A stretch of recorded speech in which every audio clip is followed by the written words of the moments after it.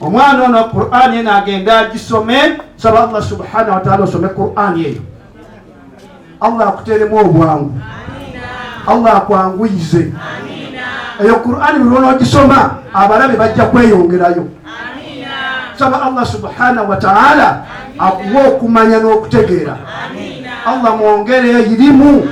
Omwana ono muto abeere mu bantu abasoma eddiini, ayimirewo mu bigere bya Sheikh Nuhu Muzata Badde. Akavubuka kali ku TV emule koogera kagambye nti Hajjati Kulthum yabuguutanye n'asoma edduwa mbwa asooke bali, naye kyabadde eri kyayitiridde eri yabadde gwabadde guduwa, kano kabadde kaduwa.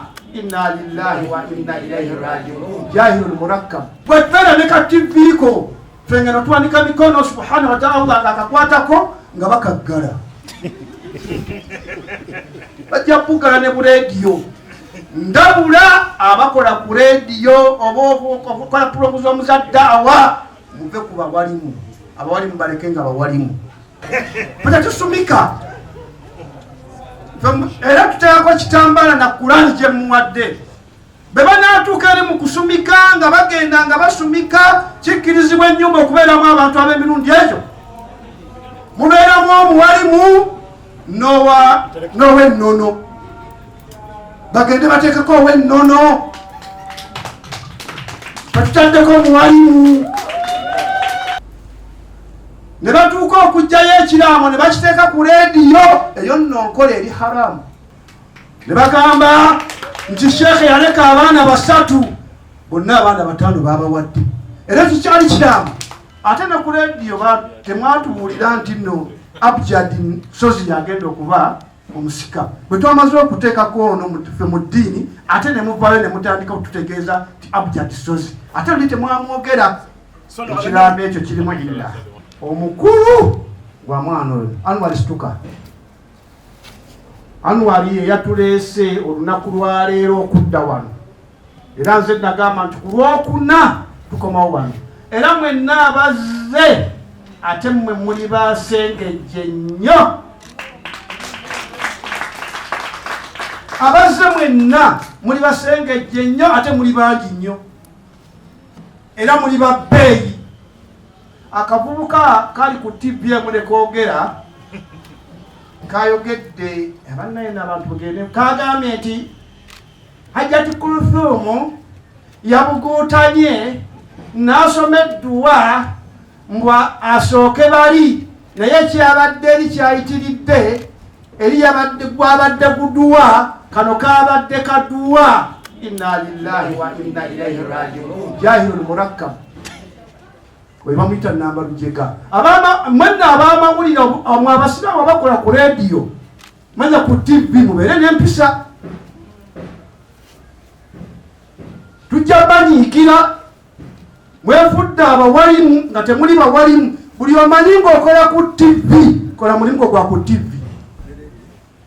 Buli omanyi okola ku radio kola mulimu gwa ku radio. Muve ku nsonga z'abasiraamu bamashekhe. Olwalo Salman Ndirango atambula n'abakusupulimu. Sheikh Salman Ndirango abasinga okumwagala abalungi gyali bakusupulimu. Uganda Muslim Supreme Council. Era bamwe abamuwa ekitiibwa yabadde balabanga atalina musiraamu. Bamutadde ku WhatsApp tebalina kye batamuvumye. Abantu b'essayidi eyo temuyina mpisa. Malakum kaifa tahkumun. Muli mama shekhe n'owalabula shekhe munno akulembedde emyaka egitaka wansi w'etaano ng'oyimirira emabega we n'ogamba saba Supreme Mufti n'ogenda n'omuvuma n'omusesebbula mwabagagga ne museka. Smiler, are you get me? Ebyo tugenda okutambuliramu abasiraamu tuveemu embeera efaanana bwetyo. Naye nga njagala kutuuka ku mulamwa omwana ono Anwari olunaku olwokuta lwali lwakumeka olw'omukaaga fe omulimu ogwaffe twakoze ogw'obusiraamu era nga twetegereza era nga twegendereza tewaliwo muntu ayinza kuba mulungi okusinga mukyala w'omuntu. Hajjati Kulthum tumukyako obujulizi bw'aba atugambye mu nsonga za bbaawe eri omwana we. Era bwe twakikola ku olwo waaliwo n'abaganda ba Sheikh Nuhu Muzaata badde nga batudde wano. Tukakasa bulungi nti ennyumba ya Sheikh Nuhu ya Hajji Adamu taata wa Sheikh Nuhu Muzaata badde bali bumu okujjako abawalimu n'abantu abagagga n'abantu abatategeerekeka abaagala okubakutulamu. Tubawoninga bwe munaabakutulamu Allah najja kukutula mu nnyumba zammwe. Basajja battu ne bakazi battu bayita emmanju ne bakubira Hajjati Kulthum akasimu nti mwana wattu kino tukikoze tutya. Musa Buwembo y'omu ku baganda ba Sheikh Nuhu Muzaata badde. Mama waffe be yafudde emmere ennyama baagimweredde ku bitaala. Gitubeere wano ebiryeko bimanyi. Ab'ekibuli bakama baffe tebagala twogere na Kulthum. Mubadde kimu ab'ekibuli. Lwaki mukutula mu famire? Oluvannyuma mujja musinkana Allah ajja bavunaana. Famire mugireke. Tusazeewo olwaleero Qur'ani eno oluvannyuma lw'omwana okuba nti twamaze omutikkira mu buvunaanyizibwa bwa Sheikh Nuhu Muzaata badde ku saidi ya irimu. Era nzize ne Qur'ani eno situka ngenda gimukwasa biidhini azza wa jal. Qur'ani eno akabonero akalaga nti tusaba Allah subhanahu wa ta'ala omukono obadde ogweggulo omwana ono Qur'ani eno agenda agisome. Saba Allah subhanahu wa ta'ala osome Qur'ani eyo. Allah akuteremu obwangu, Allah akwanguyize. Eyo Qur'ani buli lw'ogisoma abalabe bajja kweyongerayo. Saba Allah subhanahu wa ta'ala akuwa okumanya n'okutegeera. Allah mwongere irimu. Omwana ono muto abeere mu bantu abasoma eddiini ayimire mu bigere bya Sheikh Nuhu Muzaata badde. Allahu akbar, la ilaha illallah, Allahu akbar, Allahu akbar walillahi alhamd. Qur'ani eyo erimu mannya gange, ebadde yange yawaka nga nze ngisoma.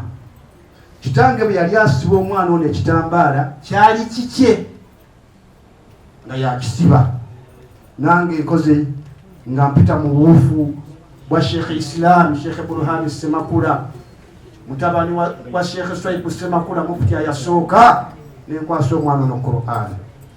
Era saba Allah subhanahu wa ta'ala omwana ono agenda asome Qur'an eyo atamwanguyize amugirewo abalabe n'ab'ensaalwa. Omwana ono mwebwafaanana gwe muwalana. Bayitaawo ne bagenda ekikoogwa nga n'ennyumba bagitunulako nga bamanyi nti anu wali ali wano. Ne basaba ate ne balyoka balwanyisa omwana ono nti tasaana. Waliwo ayagaye gwe Abdurrahmani gw'oteekako abasika gwambuuziza gw'obateekako. Njagala ombuuze nga gw'ombuuza nti gw'oteekako abasika gwambuuza gw'obateekako. Ono mu ddiini nina obuyinza obumuteekako, naye ekikwatagana kusumika mafumu simanyani oyo yenna ebyo si byaffe. Ebyo ebyekika mugende mutuule mwambuke muteeketeeke mubiteereko eyo. Naye wano mu nnyumba wano tujja kukozesa kitambala kya Sheikh. Tumutadde mu nnyumba ya Sheikh Nuhu Muzaata badde. Ye mwana wa Sheikh Nuhu Muzaata badde mu nnyumba mu maka ga Sheikh Nuhu Muzaata badde. Wamuyita obuyisi ne mugenda eri. Sinawulirayo wakikayogera musajja atu Faruku bagenza obimwogeza bamutadde n'eri mu manju mu bibuloka yogera musajja atu nga tabiriiko. Tebabiriiko abantu bamukadde waffe Mzee Adamu bali bumu naye mmwe mubataddeko olukongolo. Edduwa eno gye tusomye tusaba Allah subhanahu wa ta'ala agikkirize. Okusoma edduwa si kubeera abantu bangi nnyo nti bayitiridde bakuŋŋaanye bangi. Bayinza okukuŋŋaana abangi nga bazerwa byabufuzi. Temwabirabye? Temwalabye ebyobufuzi wano biruluddawa. Era edduwa ze nnaabeerangamu kino nti bategeeza saagala mu byabufuzi. Twagala kujja kusomera bantu baffe edduwa tugende. Bannabyabufuzi tubalabula. Bw'obozze ebyobufuzi byo va kuba masheekhe. Bannabyabufuzi yenna mu kiti ky'ogwamu va kuba masheekhe. Gweyogera by'oyogera. Abagagga tubalabula muve kuba walimu. Muve kuba walimu. Okubeera nti mukadde waffe Sheekhe Salmani Ndirangwa eyo kyabadde bamulabanga ekyenyinyalwa, ate ffe tumuyina era tumwaniriza era tumwagala. Lwaki? Ayina ekigambo kalimati la ilaha illa Allah Muhammadu Rasulullah. Kigambo ekyo ebbanga omuntu lwamalanga akirina tetumuta, tetumukakkanya, tetumuvuma.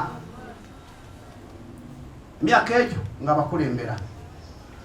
Ate yagamba nti bannange okusinziira bannange nange ng'omuntu kankome wano munnange akwatemu. Ate ekyo nekimuvumya, akwatemu nekimuvumya. Abawalimu ba Uganda mukole emirimu nga temutunulidde bwa imaamu na bwa sheekhe. Ebimu ku bintu ebituleetedde obuzibu abawalimu tebakola.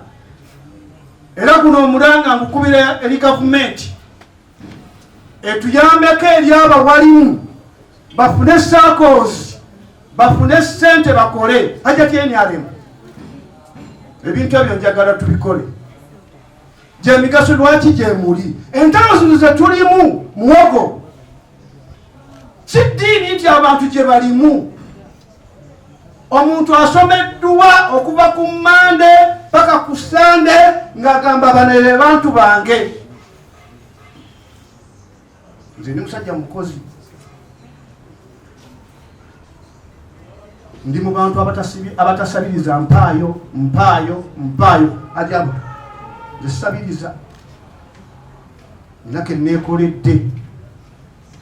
Ate empeereza mu Busiraamu ku Uganda Muslim Council nga nkolera emirimu gyange. Ndi musajja musuubuzi mubazeemu emyaka egitaka wansi mu 30 nga ndi mu by'amasannyalaze. Era ky'oboolaba nti abawalimu tebakyalina mitwe, bambi bagitemako dda, batambulanga biwudduwuddu tebeesalirawo. Fe okusituka ne twogera nga twesalirawo, mmanyi nti nja kufuna ekyokulya nga nkijja mu nsawo yange. Olinagamba tujja kugoba ku muzikiti. Owaye gwe tukulaba otandise okutagalatagala, tokyategeerekeka, tujja kugoba ku muzikiti. Wallahi ng'omuzikiti mwalya. Musajja tunagamba banneete mungoba nteredde.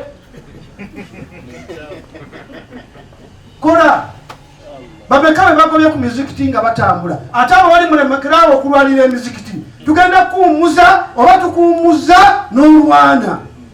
Butakola wemalire mirimu gyokola ofune ssente ogaggawale. Mutume Muhammad sallallahu alayhi wa sallama kana rajulun tajirun, yali musuubuzi. Yasuubula n'atuuka n'okusuubula ng'asuubulira mama waffe Khadija mukyala we. Omuntu bw'akolera olwaliro ku mulembe guno n'akolera omukyala alaba kiswaza. Sebunya abavubuka twagala bakole. Omuvubuka ra'asul maali capital yo esookera ddala maanyigo. Genda mu kibuga spare box z'abantu nga tonnabagenda mu bibiina kuwa gw'olina amaanyigo shabab. Abavubuka mbakubira omulanga mugende mulime. Wate enkumbi olime ogaggawale yasenku. Ekitutawaanya olwaleero okubuguutana n'okwekutulamu butakola. Bw'olaba nti obwayimaamu bukugenda kubeera nti tosobola kweyimirizaawo bute, osigaze ekitiibwa kyo era abasireka b'ennaku zino tebakyabangala nnyo n'abakazi anti tebakola abakazi agasijja kusobola kasajja kaavu mukole ssente mujja kuba n'ekitiibwa mujja kuba bappeeyi era mujja kuwangula ensi eno abawalimu tulikyakulabirako omuwalimu tavuma omuwalimu takkakkanya muwalimu munne omuwalimu tanyonya kuwangula anyonya kukola kituufu nze bano ab'amawulire baboogedde mbu kali kabadde kadduwa tusobola obbasonyiwa kubanga si bawalimu naye ate gwe omuwalimu n'obawagira waliwo kiyama ng'eyimiriddewo ekibinja kigenda kiyingira ejjana nga kyali mu nsi nga abantu abo tebamanyiddwa Sebunya baali mu nsi nga tebamanyiddwa nga bawansi naye nga bakola emirimu lillah ekibinja bwe kiriba kigenda okuyingira ejjana abaali mu nsi nga banene ab'ebitiibwa kati gwe tunuulya buli wa bitiibwa ababadde eri waggulu nga babitiibwa bagenda kuyimirira balengere bali nga bagenda mu jjana bagambe nti mahaulai bani abo bagenda mu jjana nagamba baali mu nsi kyekibinja kya Allah ekyali mu nsi nga kikola kusiimya Allah tekyategeerekeka tebabategeera era tebaalina mannya bano baga nti abamanya bonna baweddeyo fe tetulina mannya naye tuyinza okuba nga erinnya lyaffe wa Allah ddene inna akramakum inda Allahi atkakum owerinnya ewa Allah yo yakola ebituufu natya Allah subhanahu wa ta'ala abawali mulekerawo okutya abantu mutye Allah Sebunya oba bagamba nti TV eno tojja gikolako ng'olikayo baliwo abatadde obu TV bakati yoyisi waffe tulina okwegendereza betuleeta tukole ki ate TV nga zimeruse Uganda muzimu sipuli mukazi katuwezesa TV nnya ale teziboola bwetbeera ne ka TV ko fengeno twanika mikono subhanahu wa ta'ala ngakakwatako nga bakaggala bajja kugala ne bureediyo ndabula abakola ku leediyo oba okukola pulogulaamu za ddaawa muve ku bawalimu abawalimu baleke nga bawalimu ebyokulabirako tulina bingi kyemmaliriza nakyo abasiraamu kyemmaliriza nakyo abasiraamu tubeere omuntu omu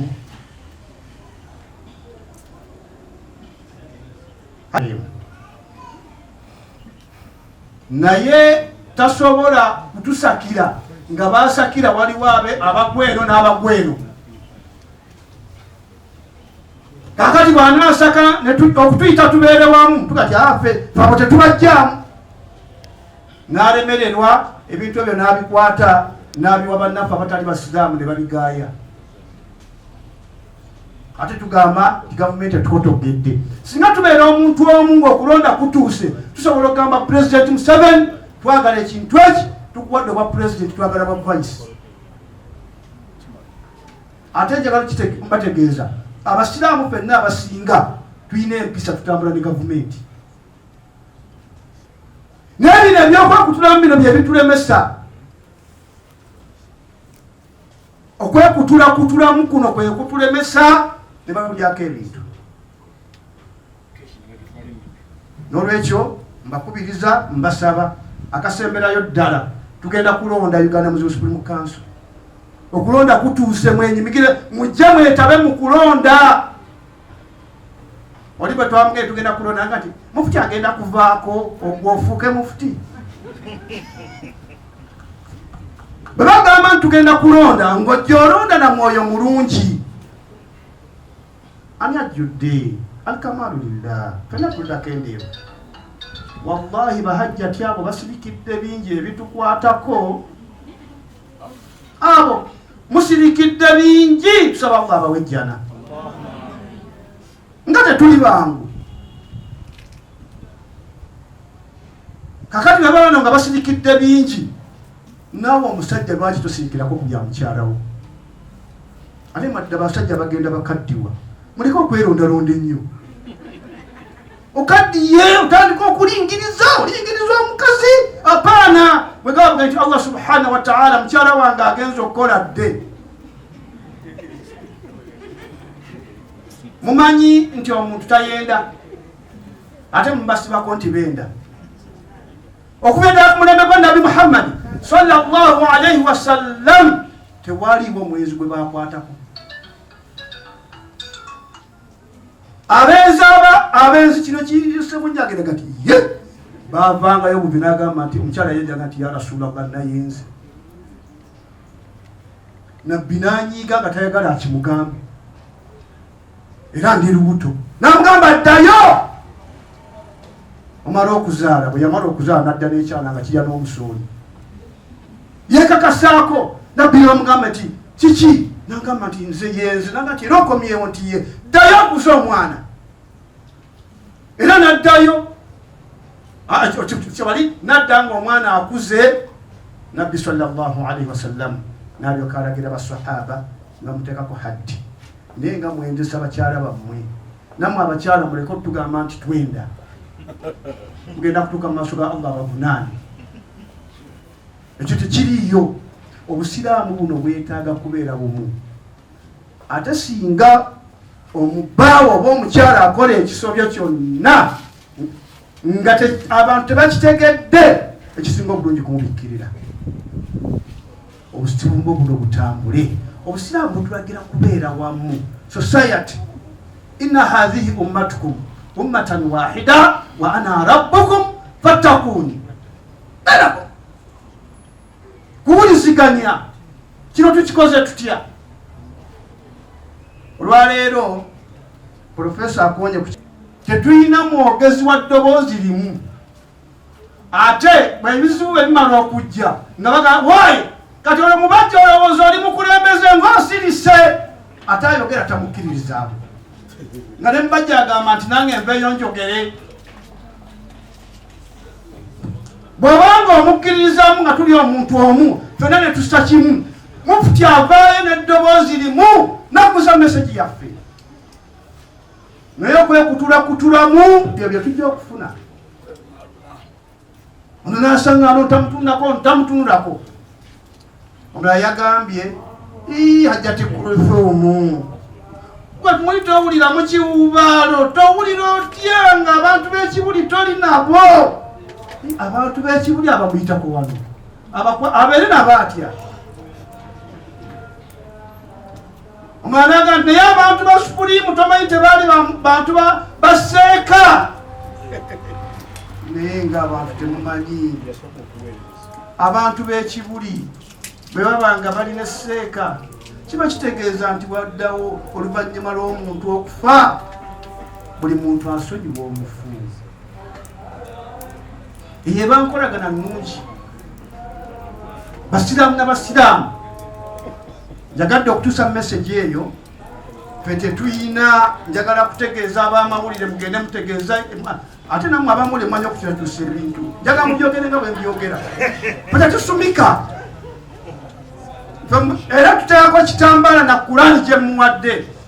Be banaatuuka eri mu kusumika nga bagenda nga basumika kikkirizibwa ennyumba okubeeramu abantu ab'emirundi egyo. Mubeeramu omuwalimu n'ow'ennono. Bagende bateekako ow'ennono. Batutaddeko omuwalimu. Oli muwalimu. Ate ajja tikulusuumu oluguddemu. Omwana ono alina okusoma eddiini ennyo, va mu muzannyo.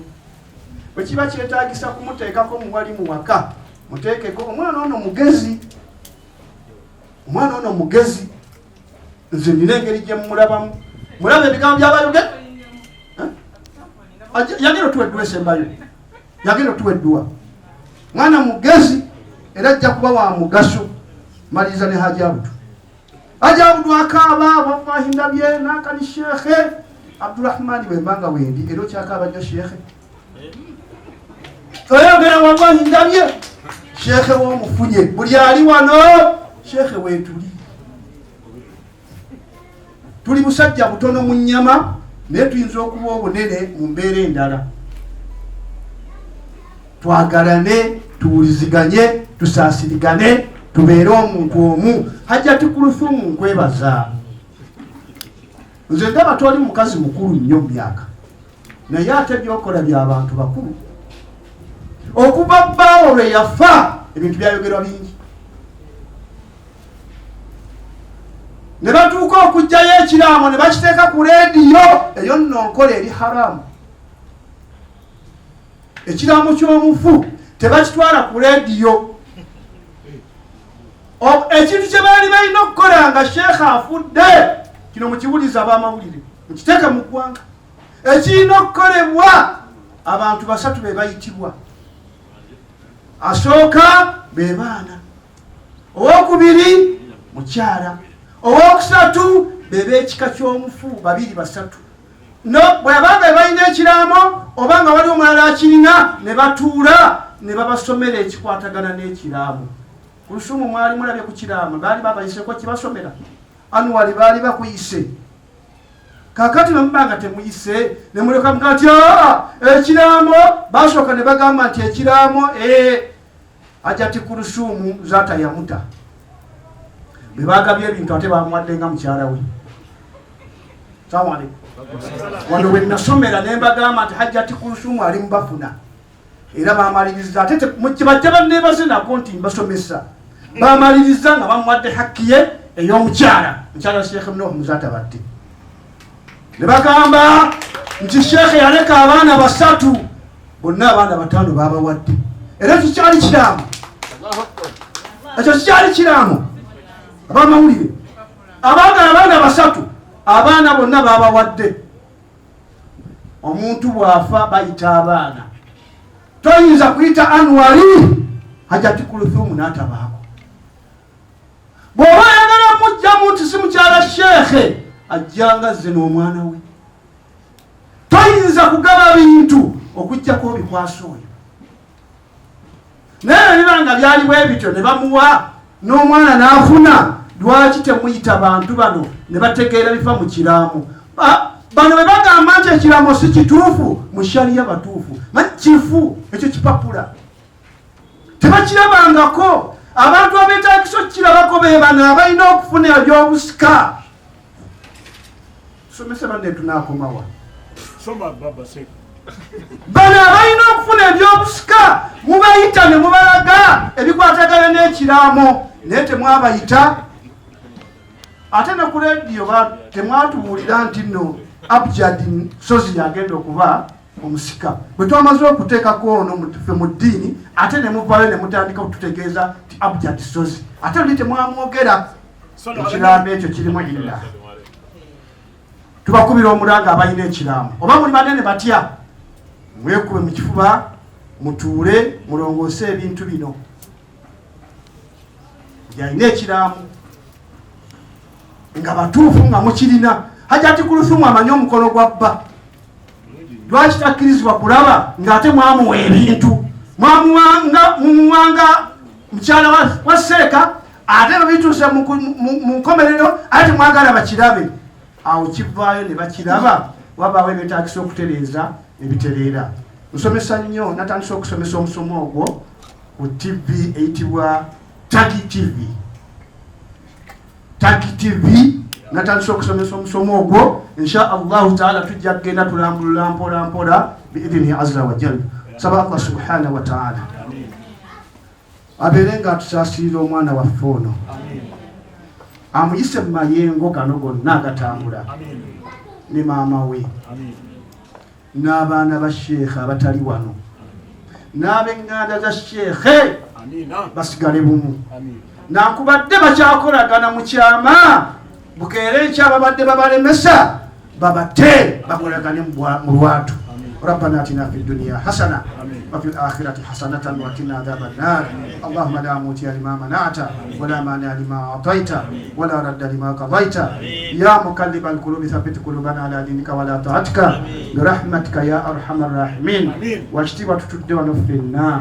Ngapino bwetaago obwenjawulo tumalire ebyetaago byaffe mu mbeera zaffe mu maka gaffe mu baana baffe mu babbaffe mu bakyala baffe Allah subhanahu wa ta'ala ng'otujje mu nsi tuterewo abantu abalungi abanasigala mu famire zaffe, abatabeere nga baswaza famire zaffe, abatabeere balolyomi, abatabeere nansaalwa. Wasalli ala sayyidina Muhammadin nabiyyi wa alihi wa sahbihi wasallam walhamdulillahi rabbil alamin. Assalamu alaikum wa rahmatullahi wa barakatuh.